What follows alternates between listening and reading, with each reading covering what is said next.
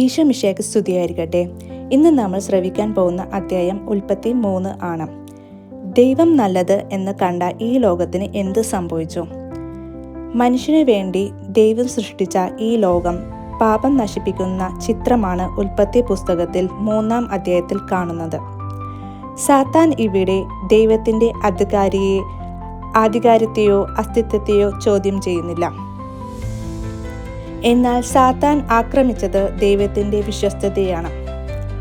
3 അടിസ്ഥാന പ്രമാണങ്ങൾ നാം കാത്തു സൂക്ഷിക്കേണ്ടതുണ്ട്. ഒന്നാമത്തേത്, ദൈവവചനത്തിൽ നിന്നും ഒന്നും നീക്കം ചെയ്യാൻ പാടില്ല. രണ്ടാമത്തേത്, ദൈവവചനത്തോട് കൂട്ടിച്ചേർക്കാൻ പാടില്ല. മൂന്നാമത്തേത്, ദൈവവചനം വളച്ചൊടിക്കാൻ പാടില്ല. ഇവിടെ നാം കാണുന്നത് സാത്താൻ ദൈവത്തെ സംബോധന ചെയ്യുന്നത് ദൈവമായ കർത്താവ് എന്നല്ല, മറിച്ച് ദൈവം എന്നാണ്. 3 അടിസ്ഥാനത്തെക്കുറിച്ച് നമ്മൾ ഇപ്പോൾ കേട്ടപ്പോൾ ഒന്നാമത്തെ അടിസ്ഥാനം ദൈവവചനത്തിൽ നിന്നും ഒന്നും നീക്കം ചെയ്യാൻ പാടില്ല എന്നായിരുന്നു. എന്നാൽ ഇവിടെ സാത്താൻ ദൈവമായ കർത്താവ് എന്ന വാക്കിൽ നിന്നും കർത്താവ് എടുത്തു മാറ്റി.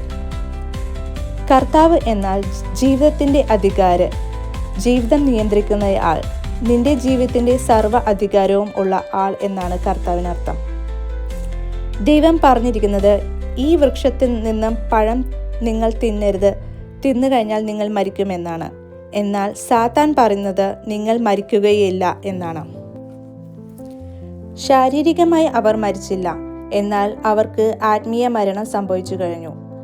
പാപം മനുഷ്യരെ മാടി വിളിക്കുന്നത് 3 തരത്തിലുള്ള ആകർഷണ ശക്തി ഉപയോഗിച്ചുകൊണ്ടാണ്. Physical attraction, aesthetic attraction, intellectual attraction. അതായത് സൗന്ദര്യപരമായും അറിവുപരമായും ബുദ്ധിപരമായുമാണ് പാപം മനുഷ്യരെ അടിമയാക്കുന്നത്. പാപത്തിന്റെ ഫലമായി ദൈവത്തോടുള്ള വിശ്വാസം നഷ്ടപ്പെട്ടു. അതുകൊണ്ട് തന്നെ മനുഷ്യന്റെ ഹൃദയത്തിൽ കടന്നു വന്ന ഭാവങ്ങളാണ് ഭയവും ലജ്ജയും. പാപം ചെയ്തതിനു ശേഷം ആദ്യ മാതാപിതാക്കന്മാർ ആയ ആദവും ഹവ്വയും പരസ്പരം കുറ്റപ്പെടുത്താൻ തുടങ്ങി. ദൈവവുമായിട്ടുള്ള ബന്ധം തകർന്നതും കൊണ്ട് ഭാര്യ ഭർത്തൃ ബന്ധം, അതുപോലെ മനുഷ്യനും പ്രകൃതിയും തമ്മിലുള്ള ബന്ധവും തകർന്നു. പാപം ചെയ്തതോടുകൂടി മനുഷ്യന്റെ ബുദ്ധി അന്ധകാരമായി മാറി. പാപം ചെയ്യാനുള്ള ആഗ്രഹം മനുഷ്യന്റെ ശരീരത്തിലുണ്ടായി. പാപത്തിനു ശേഷം താൻ നഗ്നനാണെന്ന് മനസ്സിലാക്കിയ മനുഷ്യൻ അത്തി ഇല കൊണ്ട് വസ്ത്രമുണ്ടാക്കി തൻ്റെ നാണക്കേട് മറയ്ക്കാൻ ശ്രമിക്കുന്നു. എങ്കിലും അത് ഒരു പരാജയമായി മാറുകയാണ്.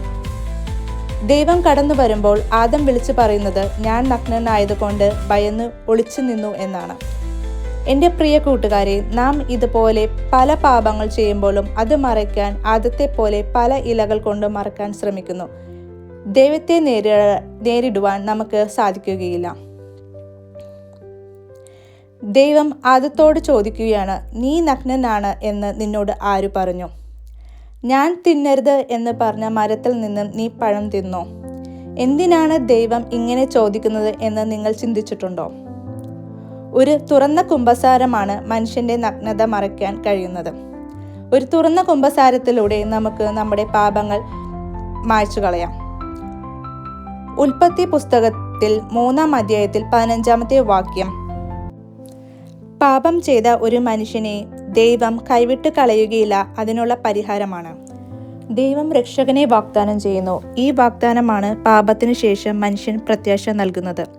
എന്തിനാണ് ആദത്തെയും ഹവ്വയെയും തോട്ടത്തിൽ നിന്നും പുറത്താക്കിയത് എന്ന് നിങ്ങൾ ചിന്തിച്ചിട്ടുണ്ടോ? നന്മ തിന്മകളുടെ അറിവിൻ്റെ വൃക്ഷത്തിൽ നിന്നും പഴം പറിച്ചു തിന്ന മനുഷ്യൻ ഇപ്പോൾ നന്മയിലും തിന്മയും അറിഞ്ഞ പാപത്തിൻ്റെ അവസ്ഥയിലായിരുന്നു. ഈ മനുഷ്യൻ ജീവവൃക്ഷത്തിൽ നിന്നും പഴം പറിച്ചു തിന്ന് അമർത്യനായി മാറിയാൽ അവൻ മാറുന്നത് ഒരു പിശാചായിട്ടാണ്. ദൈവം ഒരിക്കലും ഇതിനെ ആഗ്രഹിക്കുന്നില്ല. പാപത്തിന് പരിഹാരം ഉണ്ടായതിനു ശേഷം മാത്രമാണ് നിത്യജീവന്റെ വൃക്ഷത്തിൽ നിന്നും പഴം പറിച്ചു തിന്നാൻ ഉള്ള സാധ്യത നൽകുന്നുള്ളൂ. ദൈവം തുറന്നു കാട്ടുന്നത്. അതുകൊണ്ട് ജീവവൃക്ഷത്തിലേക്കുള്ള വഴി അടച്ചതും ഏദനിൽ നിന്നും പുറത്താക്കിയതും ദൈവം മനുഷ്യനോട് കാണിച്ച ക്രൂരതയല്ല, മറിച്ച് കാരുണ്യമാണ് എന്നാണ് ഈ ഭാഗത്തു നിന്നും മനസ്സിലാക്കേണ്ടത്.